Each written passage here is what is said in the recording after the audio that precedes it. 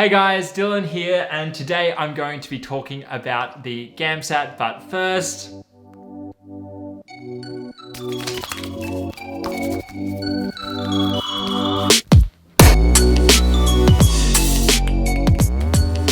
If you saw my last video, I explained how I got into medical school and my very long journey there. If you haven't seen that video, I'll put it up here. Today I'm gonna give you a few Gamsat tips because I got lots of messages after my first video asking for specific Gamsat tips, and also thank you to everyone who wrote a comment or some nice words. I read all of them and I really appreciate them so much. For those of you who are unfamiliar with what the Gamsat is, it is the Graduate Medical School Admissions Test. It is essentially an entrance exam that everyone who wants to study postgraduate medicine in Australia, and I believe also in the UK, they also sit, and it makes up part of your application to get into medical school. This can also go along with an interview process and as well as a portfolio.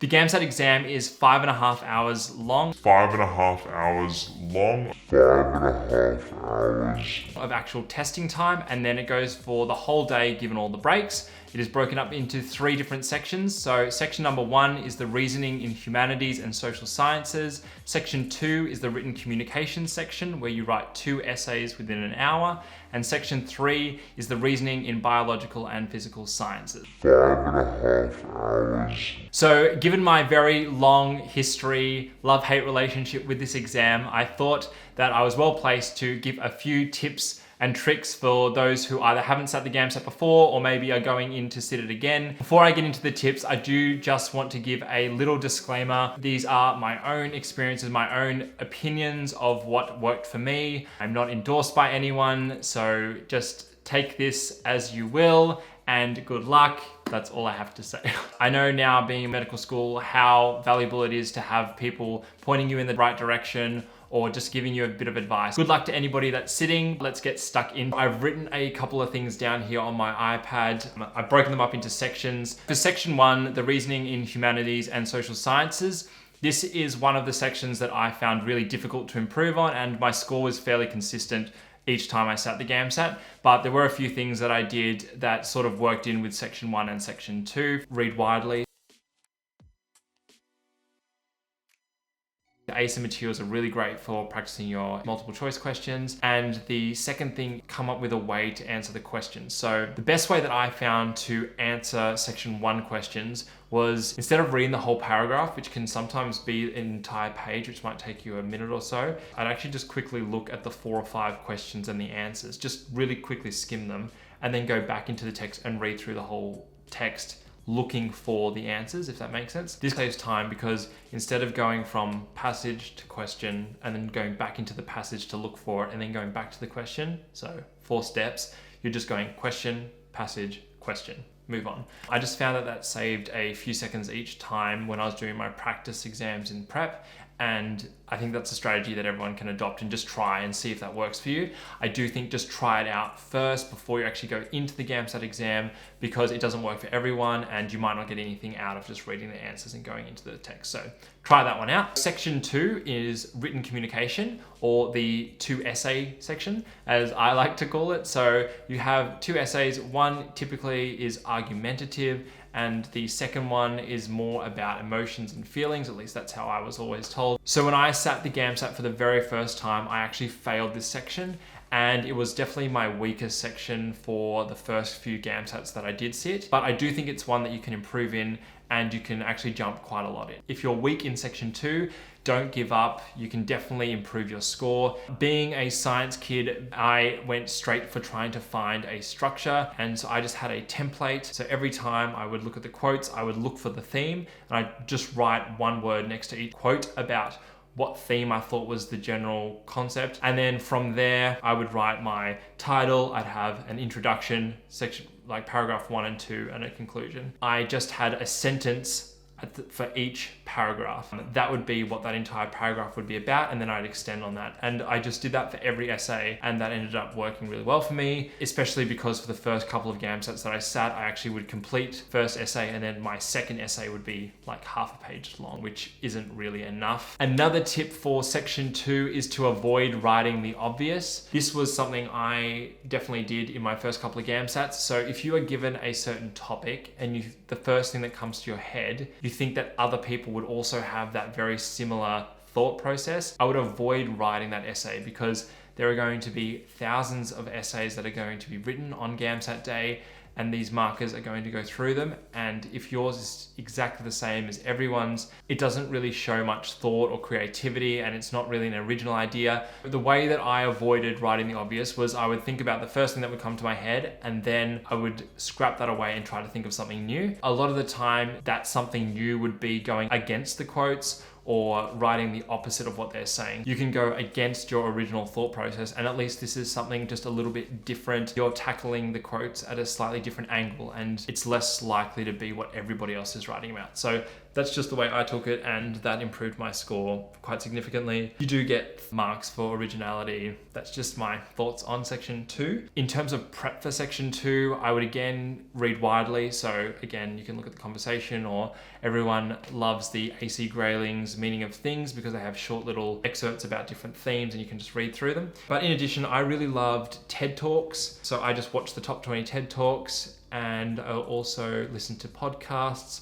Essentially, if you're just listening to what's happening in the world, reading the news, all those sorts of things, some of those ideas might pop up as a topic, and they're going to be really useful for section 2. So there's no specific things that you need to be reading, but if you just read widely, keep up to date with what's going on in the world, I think you're going to be pretty set for section 2. One little quick bonus tip as well, have a few quotes up your belt. Quotes are great in putting in your essays, but only if they're relevant to the topic that you're writing about. So there are a few quotes that you can kind of put in there. Just make sure that they actually fit the theme and the general flow of your essay. I know one friend of mine would always use the Socrates quote, "The unexamined life is not worth living," and that seemed to work. So if you just have 5 or 6 quotes and you know what they mean and you can fit them into different themes, then that is a good way just to help you out in your essay writing, but definitely don't just slot them in just because. Another final thing for section 2 is just to practice writing essays. You can read widely, you can do all these things, but at the end of the day, the exam is testing your writing, so you need to be able to do that. The hardest part about section 2 I found was writing 2 good essays in just 1 hour. Practice writing essays, practice them to time, and practice doing them back to back, because you have to write the written task A and written task B one after another, and they don't stop in between. So you can end up writing your first essay for 40 minutes, like I did, and then you have 20 minutes to scribble out essay B. Do not do that. Try to stick to the time of 30 minutes and 30 minutes. You're going to end up with a more well-rounded essay, and definitely do the essay that you're most confident with first, just because you're obviously going to write that better, and hopefully you get a good score for that. With practicing essays, I would write 2 essays in an hour. I would find them on either a Google search. I had some through the ACE material, and I also had some from some Gamsat prep course material that I just gathered from friends. So do that, and then after you've done that, you can either show them to friends, or there are some essay marking services available online. I think it is important to get them marked. At least do your own review of your essays and find out where you're maybe having punctuation errors by having someone else who's decent at writing essays, decent with English, to read over them and give you some feedback. That's definitely going to improve your essay writing skills. That completes section 2. Let's get into section 3. Section 3, the reasoning in biological and physical sciences. So this is in the afternoon on the Gamsat day. It's straight after lunch, and it's a very big section. I can't remember exactly how long, but it's about 3 hours. And obviously you've just had lunch and you've already had the morning. So it's a pretty grueling 3 hours, and you tend to have like a little bit of fading and fatigue by the end of the day. 5.5 hours. But here are some tips for section 3. Just quickly with the outline of section 3. So you have physics, organic chemistry, chemistry, and biology. And there's various amounts of questions for that. Generally, it ends up being 20% physics, 40% organic chemistry and chemistry, and then 40% biology.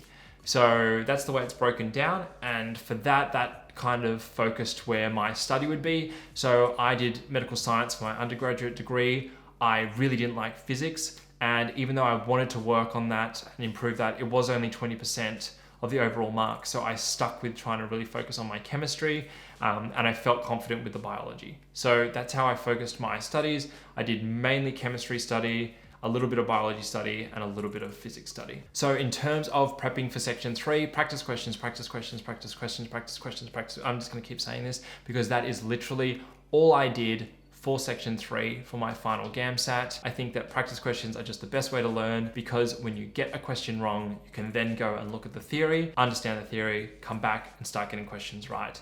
The breadth of questions that they can ask for the Gamsat is very wide, especially when you have all encompassing physics, chemistry and biology together. You just don't know where to start. But once you start doing questions, you start to see patterns and you start to see what sort of questions they consistently ask.